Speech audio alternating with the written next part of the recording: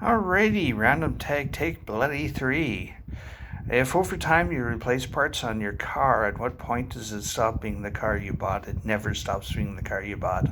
How many parts do you have to replace to make it a new car? You have to replace every single part simultaneously to make it a new car. That includes the frame and the body, and well, you're not going to do that, are you? If someone asked to be your apprentice and learn all you know, what would you teach them? Art. It wouldn't be a fabulous education because I'm not super good at it. I'm just a hobby artist, but yeah, I could teach them something, I guess. A starting point, anyways. What's the best inside joke you've been part of? There was this time where every time one of the instructors, when I was taking electronics repair, one of the instructors came in, somebody would say a punchline from a joke, and I don't remember what the punchline was, but something about a duck. I don't. It had something to do with the duck, anyways. But it's been decades since I was there. Anyways, and he was always wondering what the joke was, and everyone's going, "Ah, you have to have heard it," and all this. He finally figured out that the whole joke was the damn punchline. What are 3 best things about you that you can't put on a bio on a dating profile? There's nothing I wouldn't put on a bio and a dating profile about me. Nothing at all. So I don't know. It's not like I have been in the Secret Service or a covert sniper or anything weird like that. So I don't know.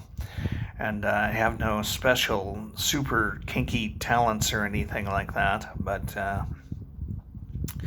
I don't. I would not misrepresent myself on the bio, so it would be there no matter what it was. On a scale of 1 to 10, how strict were your were your parents? They were about a 7. Yeah, I got away with some stuff, but not everything.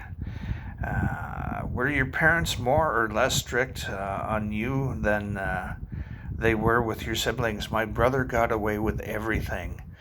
He would show up drunk. He would steal stuff from the house and trade it for alcohol. This was as a teenager, so it led to a long life of alcohol and drug abuse. And they just allowed him to do this stuff, and I don't know why to this day. Neither one of them would talk about it. When I said, "Why do you let him get away with this?" They wouldn't tell. They wouldn't talk. So I have no idea why. They just did. Who was your worst teacher and why? Mrs. Helson, because she hated boys, and she drenched herself in perfume to the point that it hurt your eyes, and you could actually taste it when you walked in the room. There was so much perfume on her, there was a taste in the air of the perfume. The boys never did nearly as good in her class, marks-wise, as for marks on exams and stuff like that. And the only people she ever yelled at were boys. She never yelled at the girls.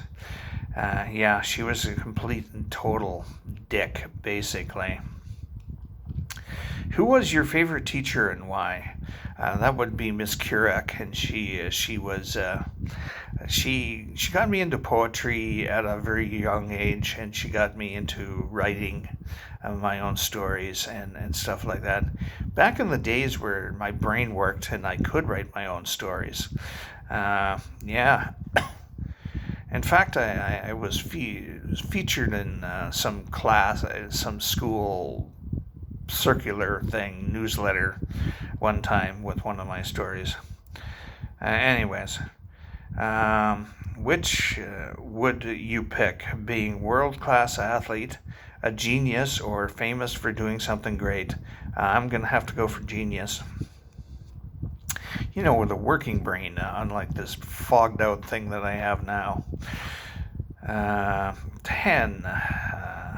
Who are the three greatest living musicians? Now, I had to look two of these people up because I can't remember names very well. But, anyways, here they are: Eric Clapton, Rihanna, and Lindsey Sterling. You betcha.